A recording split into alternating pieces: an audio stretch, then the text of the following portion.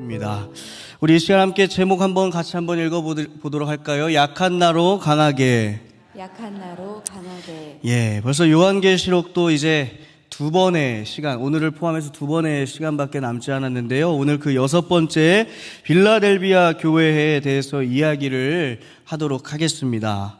먼저 빌라델비아 지역에 대해 이제 같이 나누고자 하는데요. 빌라델비아 지역은 사대로부터 동쪽 48km 떨어진 곳에 위치한 지역입니다. 반모섬에서 사도 요한이 7교회에게 주시는 주님의 말씀을 전한 그 말씀을 시작으로 해서 에베소, 서머나, 버가모, 두아디라, 사대, 그리고 빌라델비아까지 우리가 함께 여정을 걸어왔습니다. 이제 다음 설교 때는 라오디게아 한 구역을 남기고 있는데요. 그 6번째 지역이 바로 저기 위치한 빌라델비아에 대한 내용을 함께 나누려고 하고 있습니다. 이 빌라델비아 지역은 북쪽은 헤르모스강 지류에 위치해 있으며 남쪽으로는 트몰로스 산맥이 어렴풋이 보이는 비옥한 고원 가장자리에 위치해 있습니다. 또한 내륙으로 향하는 도로를 따라 왕성한 거래가 이루어지기도 한 지역이 빌라델비아 교회가 위치한 지역이었습니다. 소아시아 동쪽으로 헬라 문명을 전달하는 통로 역할을 했던 곳이 또한 이곳이었고, 풍요로운 포도원과 양의 목초지 등이 있는 지역이다 보니 포도재배, 모직물, 가죽 세공이 주요 산업이 됐던 도시가 바로 이 빌라델비아 지역이었습니다. 지난번 4대 지역에 대해 이야기할 때 언급했던 내용 중에 큰 지진이 일어났다고 말씀을 드렸죠. 4대에서 이 빌라델비아 지역은 그렇게 먼 거리가 아니었기 때문에 워낙 튀르키예 지역이 지진이 많은 지역이기도 하지만 이 4대와 특별히 빌라델비아 지역에는 큰 지진이 자주 있었다고 기록이 되어 있습니다. 빌라델비아 교회 역시 티베리우스의 도움을 받아 화폐와 비문으로 황제를 기념하기도 했던 지역입니다. 빌라델비아 지역이 섬기던 주요 여신은 아나이티스였고, 그리스 로마와 동양신, 동양 쪽으로도 이 문명이 발달할 수 있는 지역이다 보니까 동양신조차도 우상으로 섬기는 모습이 있던 곳이 바로 이 빌라델비아 지역이었습니다.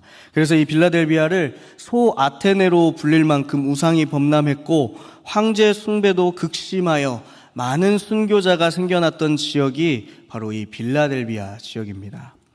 지진이 많다 보니까 얼마나 많은 신이 있었겠습니까? 제가 이번에 나가사키 비전 트립을 다녀오면서 그 가이드의 이야기를 들어보니까 일본이라고 하는 나라는 워낙 자연재해가 심하다 보니까 비가 오면 하늘신한테 기도를 드리고, 지진이 나면 땅의 신에게 기도를 드리고, 또 쓰나미가 일어나면 바다의 신에게 기도를 하는 이런 우상 숭배의 모습들이 있다고 합니다. 이렇게 자연재해가 있을 때 특별히 우상이 이제 자연이 되는 그런 경우들이 있었는데, 이 빌라델비아도 마찬가지였습니다. 지진이 많다 보니까 그 땅을 관장하는 우상들에게 기도하며 제사 드리는 그런 모습들이 만연해 있었던 곳이 바로 이 빌라델비아 지역이었던 것이죠. 이런 상황 속에서 빌라델비아 교회는 믿음을 지켜왔습니다. 상당히 초대교회 당시 우리 텍스트 설교로만 같이 보아도 그 당시 초대교회의 믿음을 지키는 것이 얼마나 어려운 일이었는지를 아마 체감하실 것입니다. 우리가 살아가는 이 시대는 한편으로 정말 감사할 거리가 많은 시대 속에서 우리가 신앙생활을 하고 있는 것은 아닌가, 다시 한번 돌아보며 초대교회의 그 모습들을 통해 우리가 교훈을 얻어갈 필요가 있겠습니까?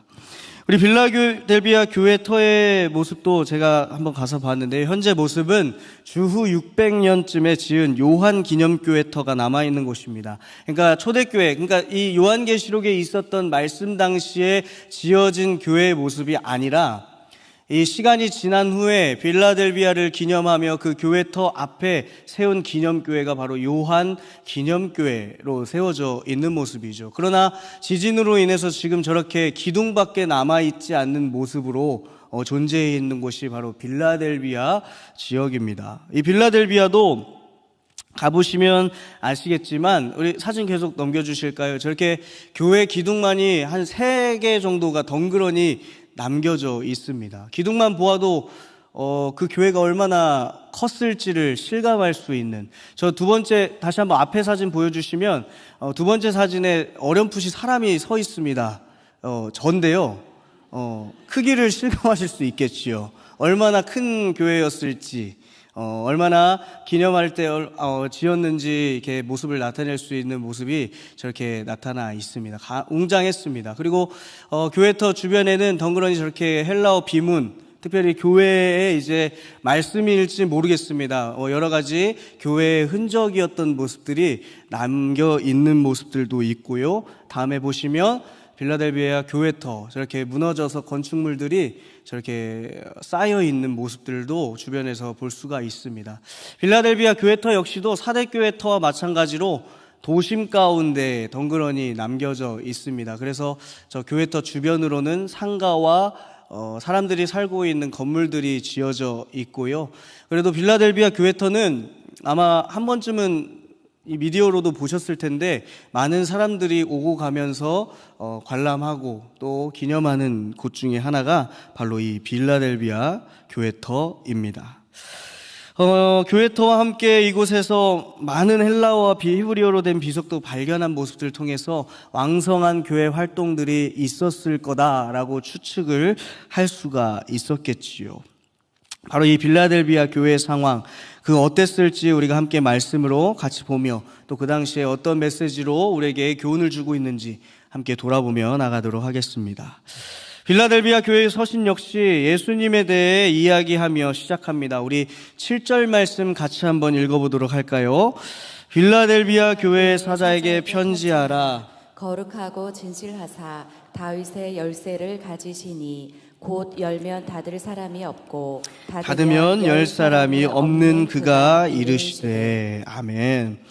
이쯤 되면 우리 서신서의 초반부에는 항상 예수님에 대해서, 그러니까 그 당시 예수님을 어떻게 설명하고 있는지 정체성에 대해서 담고 있다라고 말씀을 드렸죠. 이 빌라델비아 교회 역시도 마찬가지였습니다.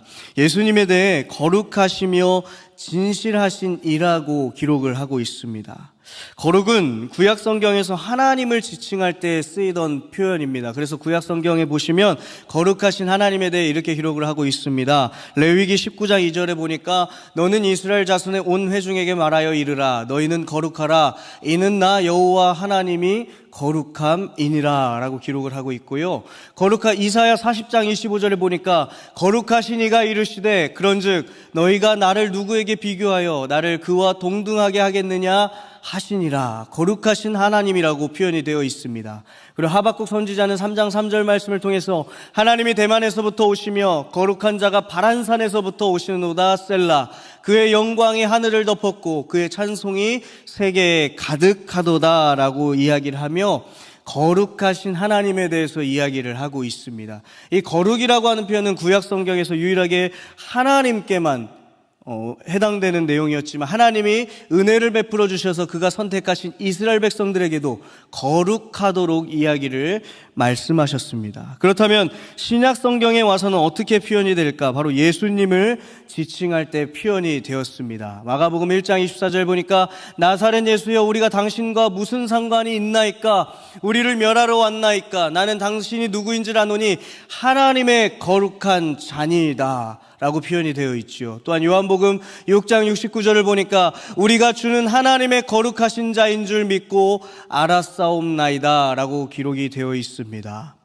다시 말하면 하나님이신 예수님을 지칭할 때 표현하는 표현 중에 하나가 거룩하신 예수 그리스도로 표현이 되었고, 이제 그 예수 그리스도를 구주로 고백하는 교회 공동체에게 하나님이 동일하게 이야기하고 있는 것이죠. 예수님이 거룩하니 너희도 거룩하라. 바로 교회는 그런 분별된 존재들로서 살아가는 공동체임을 우리가 잊어서는 안 될 것입니다.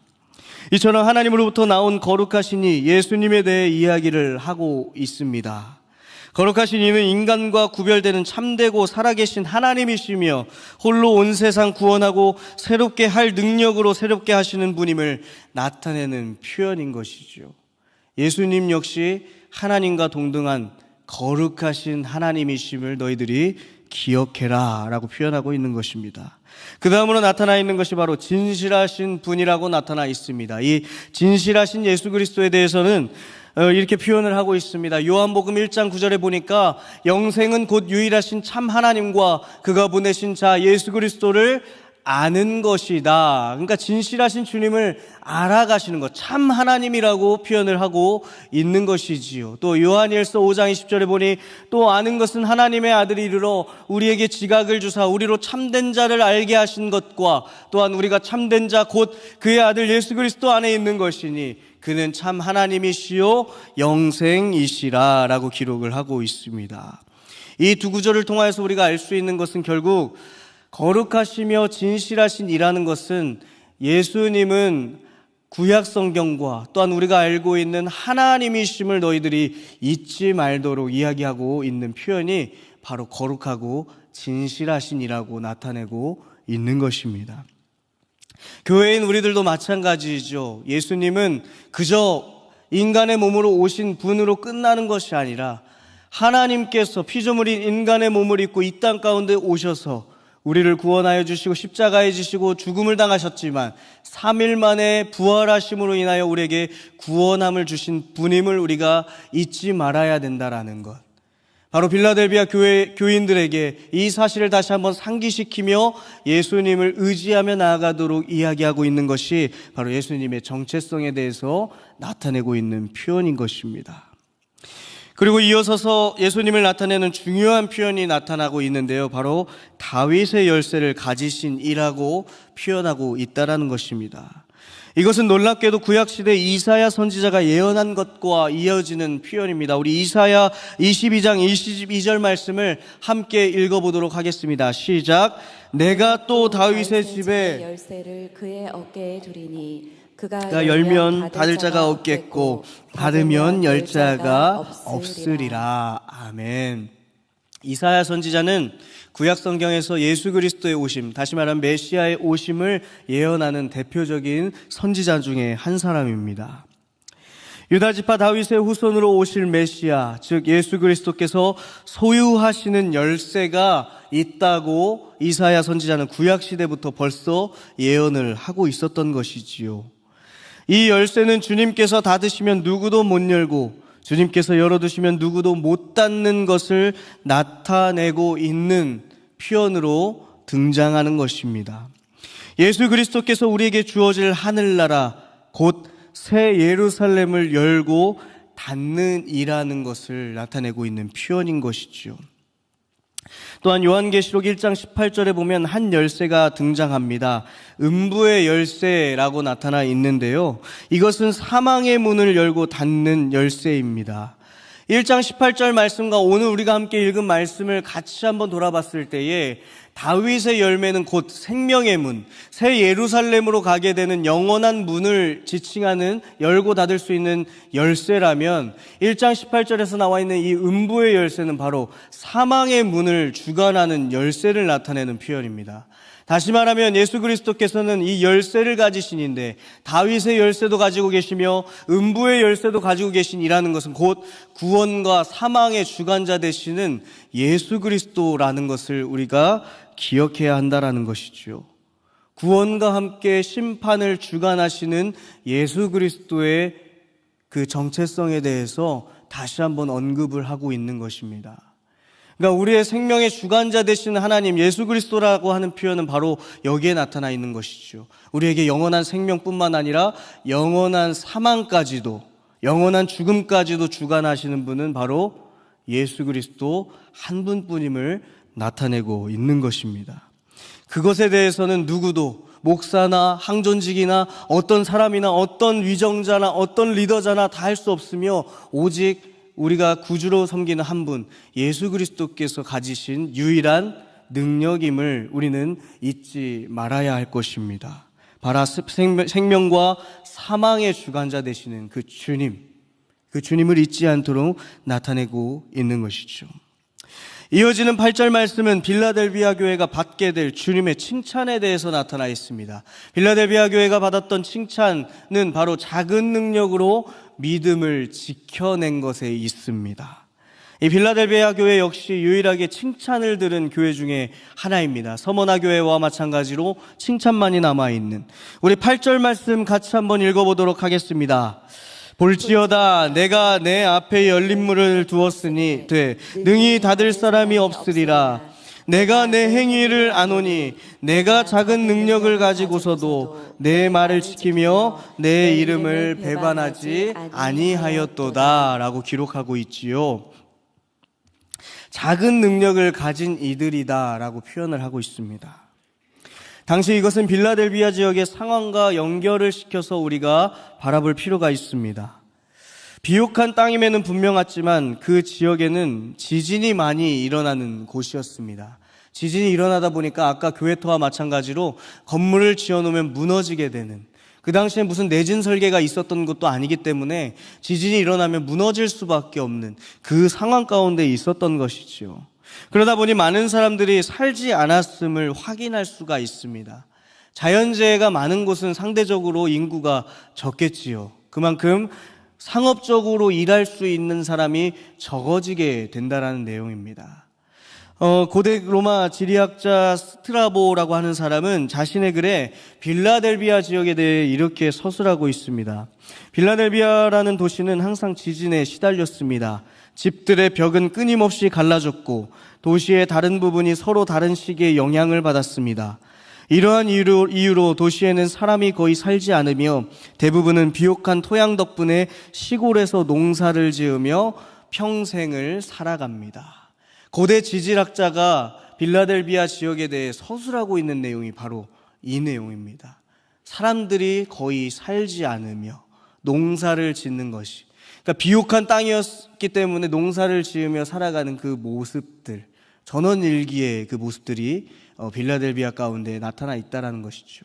그러다 보니까 상대적으로 7교회, 7지역과 비교했을 때 잘 살지 못하는 그런 모습들이 빌라델비아 가운데 있었습니다. 또한 서머나교회에서 말씀드렸던 것처럼 교회를 다닌다는 이유로 그 당시 핍박을 당했던 그들, 그래서 상업적으로도 뒤에 있었던 상황, 그래서 서머나 교인들에게 너희가 가난한 자나 부유한 자다라고 이야기를 하셨던 것처럼 이 빌라델비아 교회도 마찬가지였습니다. 지역 자체도 못 사는 지역이었지만 더 나아가서 교회를 다닌다는 이유로 더 가난함에 쪄들어가야 되는 그 상황 가운데 있었던 것이 바로 이 빌라델비아 교인들의 상황이었던 것이지요. 가난함과 무능력함 가운데 존재했던 것이었습니다. 그런 상황 속에서 주님의 말씀을 지키며 주님의 이름을 배반하지 않았다라는 것이지요. 이것은 순교를 포함한 환난을 감당했으며 주님의 말씀에 순종하며 살아갔던 모습이 바로 이 빌라델비아 교인들 가운데 나타났다는 것입니다. 이 섬김이라고 하는 것, 특별히 주님이 가르쳐 주신 이웃사랑의 이 실천을 나타내는 것은 상당히 내 상황과 비교해서 내 상황이 좋지 못하면 이것을 하기가 쉽지 않은 것을 우리는 아마 잘 알고 있을 것입니다. 저의 동기 전도사님 중에 한 분은 이 섬김을 기쁨으로 감당하는 분이 있습니다. 유익한 정보뿐만 아니라 우리는 또 밥심으로 살아가는 민족이지 않습니까? 그래서 항상 자신이 베풀어요. 여러 명이 모였을 때에 식사를 먼저 자신이 대접하고 알아서 먼저 계산하고 이런 모습을 보인 그 부분이 있습니다. 이분이 장신대 학부를 나와 많은 정보가 있는 것도 아닙니다. 아무래도 학부를 다니신 분들과 저처럼 일반 학부를 다니다가 신대원을 가는 사람들은 이 정보의 차이가 있거든요. 그러다 보니까 스스로 조금 노력해야 이렇게 정보를 알아갈 수 있는데 이분은 그 노력을 통해서 알아가서 자기만 습득하는 것이 아니라 주변에 힘들어하는 동기들에게 이 정보를 아낌없이 주는 그런 모습을 감당했고요. 그뿐만이 아니라 이분은 가난한 교회의 목사님의 자녀다 보니까 크게 돈을 많이 가진 것도 아니었습니다. 그런데 그 가운데에서도 동기들을 섬기며 밥을 사고 또 여러 가지 도움을 주는 그런 섬김의 모습들을 나타내고 있는 것.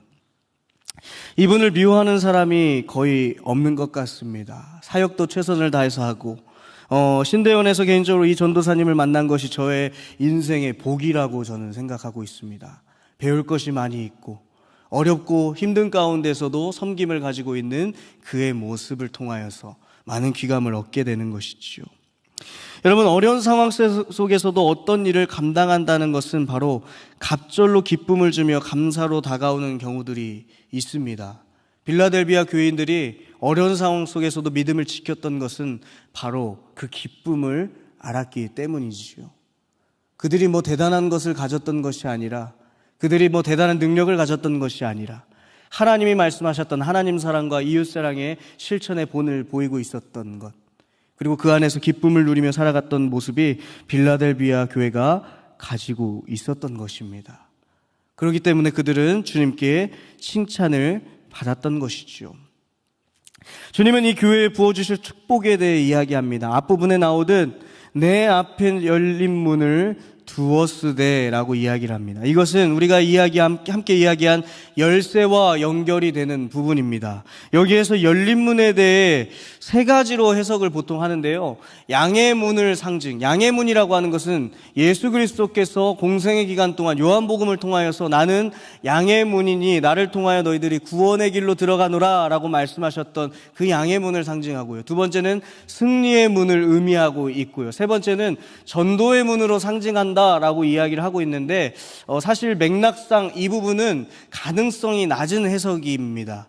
갑자기 뜬금없이 전도의 문으로 상징했다라는 것은 이 종말론적인 입장으로 봤을 때 가능성이 낮은 거기 때문에 우리가 이 시간에는 첫 번째와 두 번째 의미를 함께 바라보도록 할 텐데요. 첫 번째는 양의 문, 예수님 자신을 의미하고 있는 표현입니다. 열린 문이라고 하는 것은 요한복음 10장 7절과 9절 말씀에 이렇게 기록하고 있습니다. 그러므로 예수께서 다시 이르시되 내가 진실로 진실로 너희에게 말하노니 나는 양의 문이라. 내가 문이니 누구든지 나로 말미암아 들어가면 구원을 받고 또는 들어가며 나오며 꼴을 얻으리라 라고 기록을 하고 있지요. 주님 외에 다른 것은 도둑이고 거짓임을 말씀하면서 자신이 양의 문임을 말씀하고 계십니다. 즉 예수님께서 구원의 문임을 이야기하고 있는 것이죠. 구원으로 통하는 문, 즉 이 열린 문을 통하여서 예수님이 허락하여 주신 구원의 길, 새 예루살렘으로 향하는 그 길이 너희에게 열리게 될 것임을 표현하고 있는, 나타내는 표현인 것입니다. 두 번째는 승리를 나타내는 문이라는 것입니다. 이사야의 말씀을 통해 확인할 수가 있습니다. 주님께서 이방인 고레스를 사용하신 이야기가 등장을 합니다. 이사야 45장 1절 2절 말씀을 보시면 이렇게 기록이 되어 있죠. 여호와께서 그의 기름 부음을 받은 고레스에게 이같이 말씀하시되 내가 그의 오른손을 붙들고 그 앞에 열국을 항복하게 하며 내가 왕들의 허리를 풀어 그 앞에 문들을 열고 성문들이 닫히지 못하게 하리라. 내가 너보다 앞서가서 험한 곳을 평탄하게 하며 논문을 쳐서 부수며 쇠빗장을 꺾고. 사실 이 이사야 45장이 고레스에 대한 내용은 참 하나님의 은혜의 내용이기도 합니다. 하나님을 몰랐던 이방인을 하나님이 기름 부으심으로 선택하여 주셔서 그를 통하여서 회복의 역사를 보여주신 것, 오늘날로 따지면 교회가 아닌 다른 지체들 통하여서 하나님의 사역을 나타내는 그 모습들이 가능하다라는 것이죠. 철저히 누구 안에서? 하나님 안에서. 바로 이 고레스를 통하여서 회복, 즉 승리하심의 의미가 담겨 있다라는 것입니다. 하나님이 열어두신 문이라고 하는 것은 내가 왕들의 허리를 풀어 그 앞에 문들을 열고 성문들이 닫히지 못하게 하리라. 내가 너보다 앞서가서 험한 곳을 평탄하게 하며 논문을 쳐서 부수며 쇠빗장을 꺾고라고 하는 표현이 나타나 있지요. 고레스 왕을 통해 열국을 항복하게 하며 승리케 하신 그 주님의 은혜가 바로 너희들 가운데서 나타나게 될 것이다. 이것이 바로 승리케 하시는 하나님의 능력을 의미한다라는 것입니다. 결국 열린 문으로 들어가게 되는 것은 그 문의 주인이신 예수 그리스도께서 믿는 이들을 위하여 구원과 승리의 문을 열어주실 것을 나타내고 있는 표현인 것입니다. 주님이 베풀어 주시는 구원과 승리는 우리의 상황을 역전시켜 주시지요. 약한 자를 강하게 되는 이유는 다른 것이 아니라 바로 주님께서 우리와 함께 해 주시기 때문이라는 것입니다. 오늘 말씀 가운데 나온 우리 귀한 성도님들, 바로 우리가 잊지 말아야 될 것은 우리에게 구원을 베풀어 주시며 우리를 승리하게 하여 주시는 주님의 능력은 이 땅 가운데서 우리 상황을 역전시켜 주시는 능력의 하나님이심을 잊지 않기를 주님의 이름으로 축원드립니다. 주님께서 어떤 상황으로 그렇다면 전세 역전을 나타내 주실까? 우리 오늘 말씀을 통해서 한번 같이 보도록 할 텐데요. 첫 번째 역전은 환난의 무리들이 발 앞에 무릎 꿇게 된다라는 것입니다. 우리 9절 말씀 같이 한번 읽어보도록 하겠습니다. 보라, 사탄의 회당 곧 자칭 유대인이라 하나 그렇지 아니하고 거짓말하는 자들 중에서 며칠 내게 주어 그들로 와서 내 발 앞에 절하게 하고 내가 너를 사랑하는 줄을 알게 하리라. 아멘. 말씀에 보니까 자칭 유대인에 대해서 다시 한번 기록을 하고 있습니다. 혹시 기억하시는 성도님들 계신가요? 이 자칭 유대인이 7교회 중에 한번 나온 적이 있습니다. 어떤 교회였을까요? 네? 서머나 교회의 이야기를 할 때 이 자칭 유대인에 대해서 이야기를 했었습니다. 표면적 유대인들은 혈로나 육으로 하나님의 선택을 받았다고 교만하고 교인들을 무시하는 모습들이 있다고 이야기를 드렸었지요. 그들이 고난과 환난을 당하는 교회를 바라보며 하나님께 버림받고 저주받아 심판받는다고 조롱하는 무리들이 있었고, 신앙의 여정을 방해하는 이들이 바로 이 자칭 유대인들이라고 말씀을 드린 적이 있습니다. 그러나 그들이 오히려 심판을 받아 교회 앞에 무릎을 꿇게 된다라는 것입니다. 여기에서 등장하는 절하게 하다라는 뜻은 하나님은 이스라엘의 그분의 장차 만물을 새롭게 하실 때 그들을 억압하고 조롱하던 권력자들이 와서 절하게 되는 것을 이야기합니다. 예루살렘의 회복을 이야기하는 이사야 49장 23절에도 이 내용이 나타나 있는데요. 왕들은 내 양부가 되며 왕비들은 내 유모가 될 것이며 그들이 얼굴을 땅에 대고 내게 절하고 내 발에 티끌을 핥을 것이니 내가 나를 여호와인 줄을 알리라. 나를 바라는 자는 수치를 당하지 아니하리라. 그들의 지금 이름이 왕과 왕비이다 할지라도 왕들은 너희들의 양부가 될 거고 왕비들은 너희의 자녀들 돌보는 유모가 될 것이다. 그러니까 그들의 신분이 철저하게 낮아지게 될 것이다. 너희 발 앞에 무릎을 꿇게 될 것이다. 하나님이 이끌어가는 그들의 모습, 너희들을 승리케 하시는 모습이 바로 여기에 나타나 있는 것이지요. 초대교인들에게 항상 강조하시는 것은 인내로 믿음을 지킬 때 지켜주시며 승리케 하실 주님의 은혜가 있었다라는 것을 말씀을 드렸습니다. 그 결과 사탄의 무리는 믿음 지킨 성도 발 앞에 무릎을 꿇게 될 것입니다. 9절 말씀 후반부에 보니 이 모든 것이 하나님이 우리를 사랑함을 온 세계에 알리기 위함이다 라고 나타나 있습니다. 사랑하는 성도님들, 물론 우리가 살아가는 이 땅 가운데, 이 세상 가운데서는 강한 자들이 우리 앞에 무릎 꿇으며 무너지는 모습을 바라보지 못할 수도 있습니다. 그러나 하나님께서 말씀하시는 무릎을 꿇게 된다는 것은 언젠간 이루어지게 되죠. 언제일까요? 바로 주님이 오시는 그 재림의 날. 우리를 비방하며 비난하며 우리를 고난 가운데 이끌었던 무리들은 철저하게 우리 발 앞에 무릎 꿇고 우리의 종노릇을 하며 우리의 승리하는 모습을 바라보는 존재들로 남게 된다라는 것이죠. 바로 그 하나님께서 우리를 승리하며 역전시키시는 주님의 은혜가 있다라는 것입니다. 두 번째 역전은 시험의 때를 면하게 하신다라는 것입니다. 우리 10절 말씀도 같이 한번 읽어보도록 하겠습니다. 내가 나의 인내의 말씀을 지켰은즉 내가 또한 너를 지켜 시험의 때를 면하게 하리니 이는 장차 온 세상에 임하여 땅에 거하는 자들을 시험할 때라 라고 나타나 있습니다. 인내의 말씀을 지킨다는 것은 하나님이 주신 소망을 바라본다는 것입니다. 로마서 5장 3절 4절 말씀에 사도 바울은 이렇게 고백합니다. 다만 이뿐 아니라 우리가 환난 중에도 즐거워하나니 이는 환난은 인내를, 인내는 연단을, 연단은 소망을 이루는 줄 알미로다 라고 기록하고 있습니다. 인내의 말씀을 지키고 순종함으로 하나님이 주시는 소망을 이루게 된다라는 것입니다. 그렇다면 그 소망은 무엇일까요? 바로 오늘 말씀에서 이야기하고는 있는 시험의 때를 면하게 하시는 그 소망. 이 시험의 때는 종말론적인 주님의 재림하시는 그날을 나타내고 있는 것입니다. 재림의 때는 믿는 이들에게는 기쁨과 환희와 승리의 날, 즉 소망의 날이 되겠지만 조롱하며 멸시하던 자들에게는 죽음과 사망과 고난이 남는 날이 되게 된다라는 것이지요. 주석에는 전례 없는 심판과 고난의 기간이 될 것이라 이야기합니다. 너희가 이 땅 가운데서 경험하지 못한 환난과 고난이 그 날에 존재할 것인데 내가 너희를 승리케 하고 구원의 길로 이끌어 갈 거야 라고 나타내고 있는 것입니다. 그때 믿는 자와 믿지 않는 자들을 구별하여 선별하시게 된다라는 것이지요. 베드로 사도는 이날에 대해 이렇게 기록합니다. 베드로후서 2장 9절에 보니까 주께서 경건한 자는 시험에서 건지실 줄 아시고 불의한 자는 형벌 아래에 두어 심판날까지 지키시며 라고 기록을 하고 있지요. 시험의 때에 철저하게 구별하여 응징하게 될 것을 나타내고 있는 것입니다. 바로 이 환난이 우리가 인내로 견뎠을 때 소망이 되는 것은 바로 이 시험의 때에 우리는 기쁨과 승리와 환희의 날이 될 줄로 믿으시길 바랍니다. 우리의 상황이 그렇게 역전되게 되는 것이지요. 세 번째 역전은 면류관을 굳건하게 지키게 된다라는 것입니다. 우리 11절 말씀도 같이 한번 읽어보도록 하겠습니다. 내가 속히 오리니 내가 가진 것을 굳게 잡아 아무도 내 면류관을 빼앗지 못하게 하라. 주님의 오심, 종말론적 긴장감이 나타나고 있는 구절입니다. 주님의 재림에 앞서 우리에게 바라시는 것은 하나입니다. 가진 것을 굳게 잡아.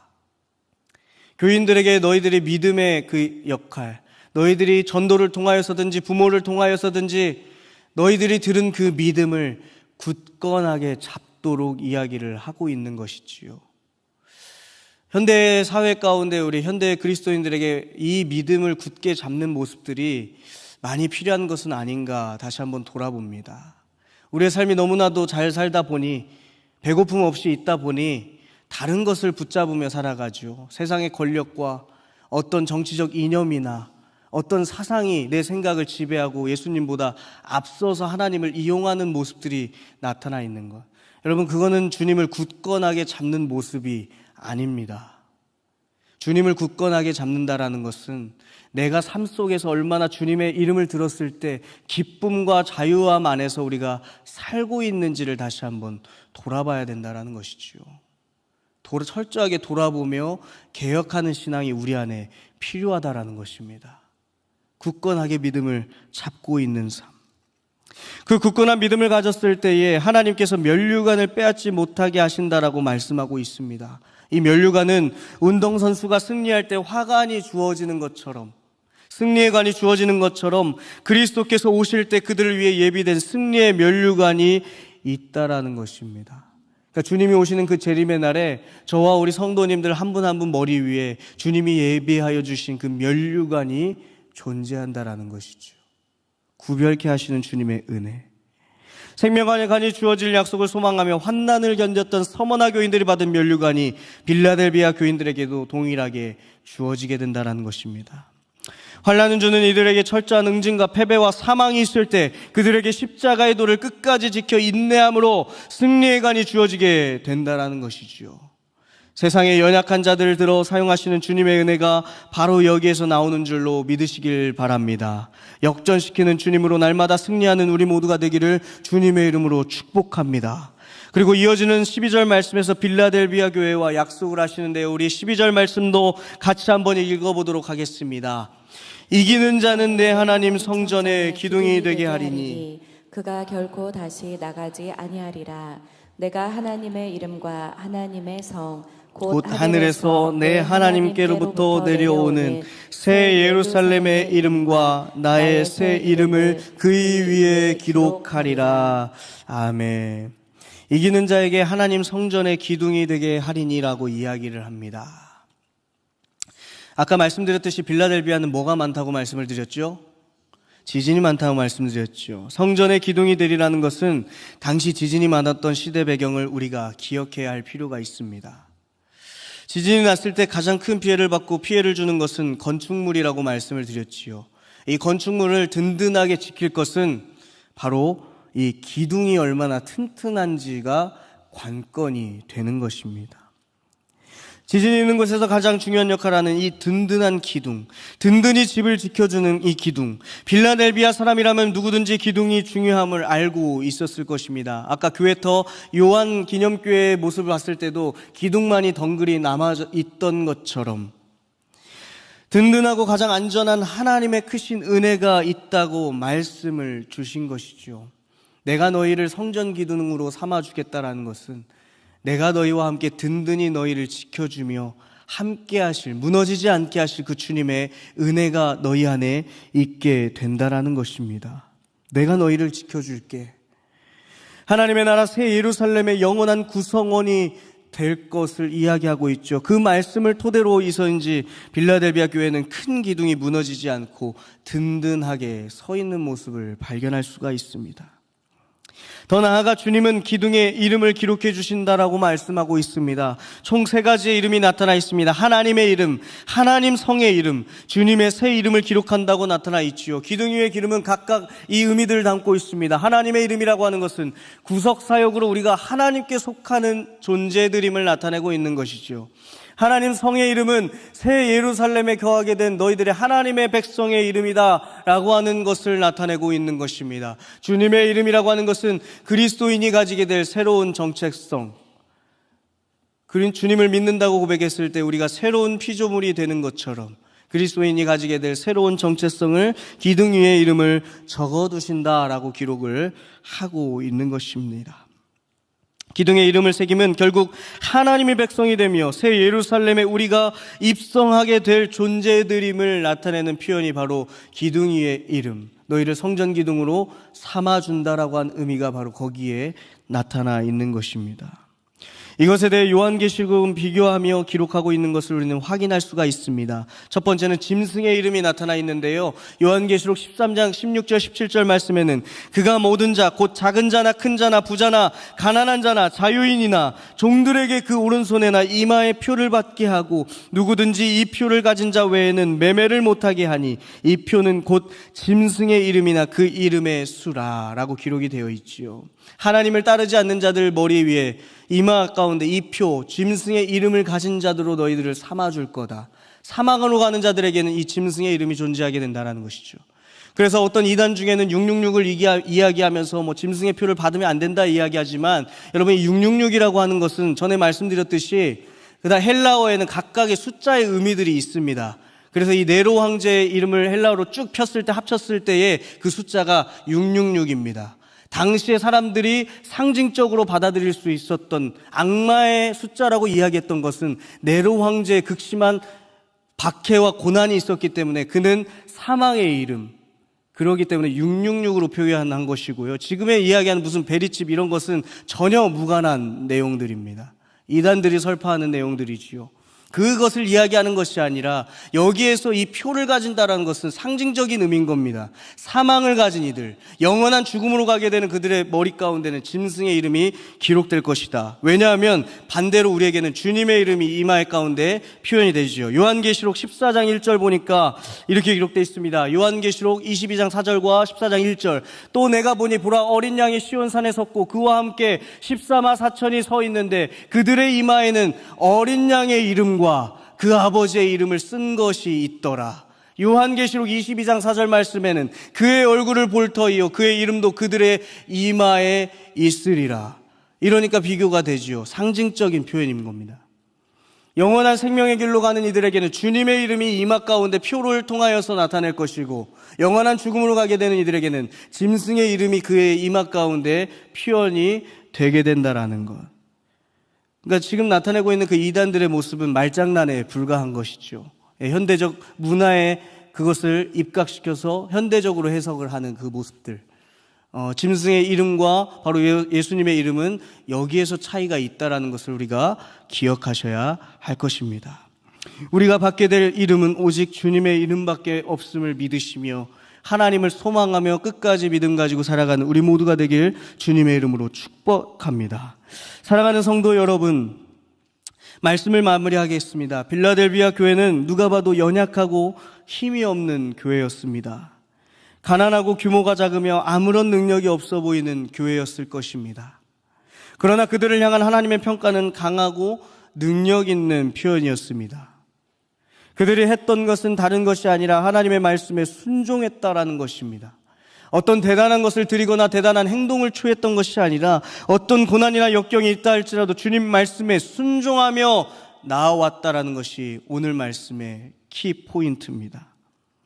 빌라델비아 교회는 어떤 능력을 얼마나 갖추었느냐보다 누구를 위해 사용하느냐가 중요하다라는 것이지요. 대형교회 목사면 뭐합니까? 늘 구설수에 오르고 거룩하지 못해 돈과 명예와 음란으로 인해 욕먹고 있잖아요. 아무리 유명 회사의 회장이면 뭐합니까? 탈세나 탈법을 저질러서 음란하게 놀다가 걸려서 그럼에도 부끄러운지 모르고 떵떵거리며 사는 그 모습들. 아무리 유명인이면 뭐합니까? 연예인이면 뭐합니까? 조롱당하고 마약하고 범법을 저지르고 죄악의 길을 걷지 않은 그들의 모습 가운데에서 그들이 과연 세상 가운데 나타내고 있는 모습이 진정한 강한 자의 모습일까?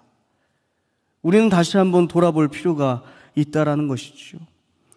우리는 그들과 같아지기를 원하는 마음들이 너무나도 많습니다. 저 역시도 거기에서 자유로울 수가 없지요.